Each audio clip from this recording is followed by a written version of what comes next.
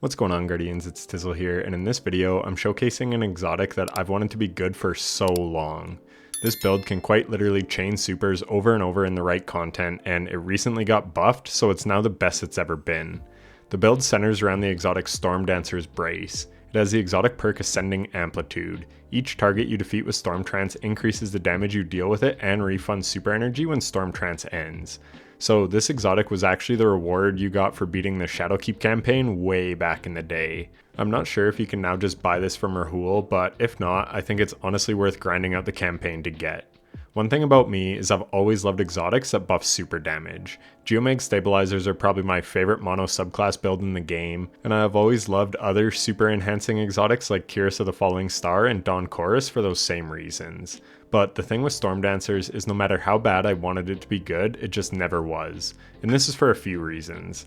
I actually used this exotic in the day 1 Vow of the Disciple raid in the 3rd encounter because that encounter is super fast paced and very ad dense. You need great ad clear, and this build does that. But back to why it was never really a great pick on its own. Well, the problem with it is it's only tied to the super.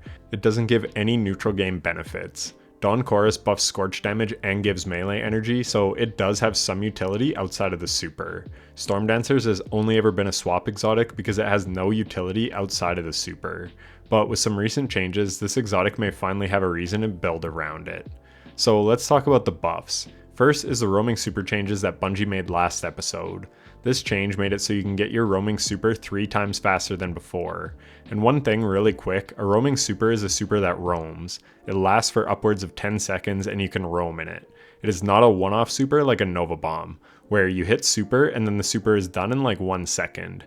I didn't think this needed to be explained, but I actually had lots of people ask what a roaming super is when this change was made. So anything like Arc Staff or Dawnblade or Nova Warp, a super that you can roam around in, that is a roaming super.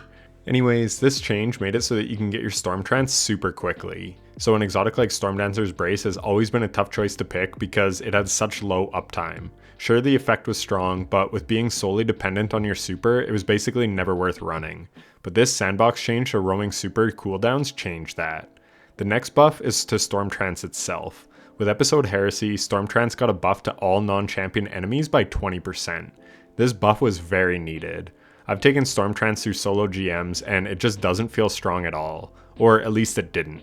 So this change is really nice. In full disclosure, I am making this video a week before Heresy releases, but I've used this build a lot so I can be confident in saying that it's going to be great with its 20% damage buff. It's exactly what the super needs. The other buff it got is to the exotic itself. How it used to work is you would get 10% more damage per kill, giving you up to 10 stacks of Ascending Amplitude, allowing you to deal double damage. This buff now takes it from 10% per kill to 20%. I don't know as of the making of this video if it will now cap at times 5 to deal double damage, or still go to times 10 but now you deal 200% or 3 times more damage. Regardless, this quality of life change is very much needed. I will be making a video comparing Crown of Tempest to Stormdancers because a lot of my viewers have asked me which is better, and suffice to say, one reason Crown of Tempest is better is it has better ease of use. So even if the exotic change caps out at 5 kills for 100% more damage, that is still a lot more ease of use than it had before. But if it does go up to 200% more damage, then this thing is going to be a monster in the right content. That's a massive damage increase. But it isn't all sunshine and rainbows. Because of the roaming super cooldown changes, Bungie made it so that the max super energy you can get back is 30%, down from 50% like you used to be able to. But that is not a huge deal, as I will detail in the build breakdown. Back in November, I took this build through Onslaught after the super cooldown changes, and I was chaining supers, so needing a little bit more super energy after your last super isn't going to be a big deal. See, I keep saying in the right content. Where this build shines is ad-dense activities, and Bungie has been giving us more and more of those lately. So something like Onslaught, this build is perfect for because you're constantly slaying out on waves of ads.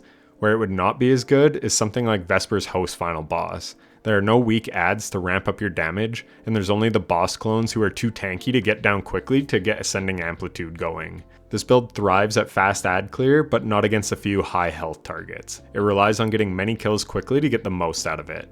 So let's look at the build. I run Devour, of course, for getting our health back every time we get a kill and giving us tons of grenade energy, and then I run Lightning Surge. This too just got a buff in Heresy. It now grants a stack of Bolt Charge for each enemy hit with Lightning Surge, so trust me, this will stack up very quickly with this build. And Bolt Charge grants melee energy, so you're going to be getting even more melees. And Lightning Surge also got a damage buff by a whopping 30%, so now these are going to hit even harder, and it was already no slouch.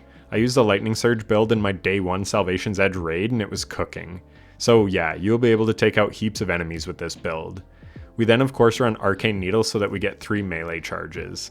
For a grenade, we run Cold Snap Grenade. This gives us good utility as it can freeze unstoppables, but it will also give a huge chunk of Transcendence, and this build thrives when Transcendent. We also run Facet of Dawn to give us Radiant whenever we do our Electric Slide, so when we do this, we will deal more weapon damage and have anti-barrier rounds on our weapons. Facet of Sacrifice gives us bonus Darkness Transcendence energy when we get ability kills when we have an Arc, Solar, or Void buff. We basically always have Devour, so this is up constantly. And this means we'll get our Transcendence even quicker, allowing us to spam more Lightning Surges. We then have Facet of Protection for 15% damage resistance when we're surrounded by enemies, and we're always surrounded because this is such an aggressive build, so this one's a no-brainer. Facet of Courage will allow our melees to hit even harder if an enemy is affected by a Darkness debuff, and this also works with our Stormtrance super. It also gives us plus 10 to Discipline, which is quite nice. And lastly, we have Facet of Balance. Rapidly defeating targets with light damage grants melee energy. We are always getting Lightning Surge kills which are arc, so this will just feed us more melee energy. Basically, you just Electric Slide and kill stuff until you get your super, and then you pop your super to kill everything, get 30% of your super back, and then rinse and repeat. So this build is all about getting Transcendent because that will allow you to spam your melees, and then you will get your super very quickly, and then you just pop super and keep the train rolling. The worst part about this build is getting the engine going. Early on in an activity when you have no Transcendence or super, that's when it's the weakest. But once you get those things, it's game over. So now let's look at the mods because these juice the build even further. They're honestly extremely simple with this build. We have double hands-on on the helmet as this gives us a ton of super energy for our melee kills. And then you could run a Siphon mod, but if you're in a team and not solo, then Power Preservation could be really good as this will allow you to make even more orbs from your super kills. This will allow your teammates to get their supers more often, and then you can just keep chaining supers for each other. Then we have triple heavy-handed on the gloves. This will make an orb every time we get a melee kill, and there's normally a 10-second cooldown on this, but with 3 mods, the cooldown is only 1 second. This is crucial since we're spamming these lightning surges back to back. Resistance is just whatever you need on the chest piece for that activity. Then on the boots, we have Absolution, Innervation, and Invigoration. This is how we can spam so many abilities. Because we are always making orbs with our melee kills, we then pick up the orbs and this refunds our ability energy, which just keeps our loop going. And on the class item, we have Bomber, Outreach, and Distribution, so when we use our Phoenix Dive, we get a chunk of ability energy. This build is all about being aggressive as hell. You get Devour rolling, and then just try and get your Transcendence as fast as possible so that you can spam your abilities, get your super, and then just rinse and repeat. If you did want to sit back and play more carefully, you could use something like Bad Juju to farm super energy to get your super very fast.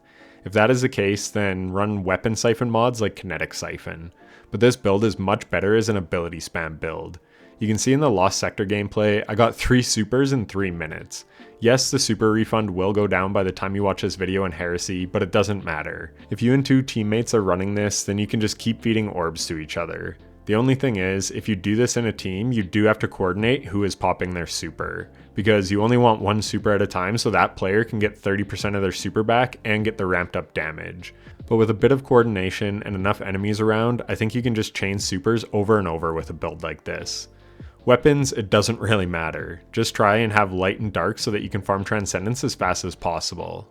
Or whatever you need to counter champions with the artifact perks. And speaking of artifact perks, like I said, this video is made before we know what they are, but I'm guessing we will get some arc themed ones which will juice this build even further, so just run those. Anyways, that's it for the video. I'm so glad that after more than 5 years since this exotic came out, it is now finally a very viable option. Kudos to Bungie for all the recent buffs that have finally made this thing worth running. If you found this video helpful or informative, a like and subscription would be greatly appreciated. And if you're still here, thanks so much for watching to the end. I'll catch you in the next one. Take care. Hey, if you're still here, then thanks so much for watching to the end. If you like what I do and you want to support me further, then consider becoming a channel member. You'll get your name featured on the end screen, custom badges, and other cool rewards. You can also join my community Discord if that interests you, and if you want to see me stream, be sure to follow me on Twitch at itstizzle7 where I stream semi-regularly. Those are linked in the description. Anyways, that's enough self-promotion. Thanks for watching. Take care.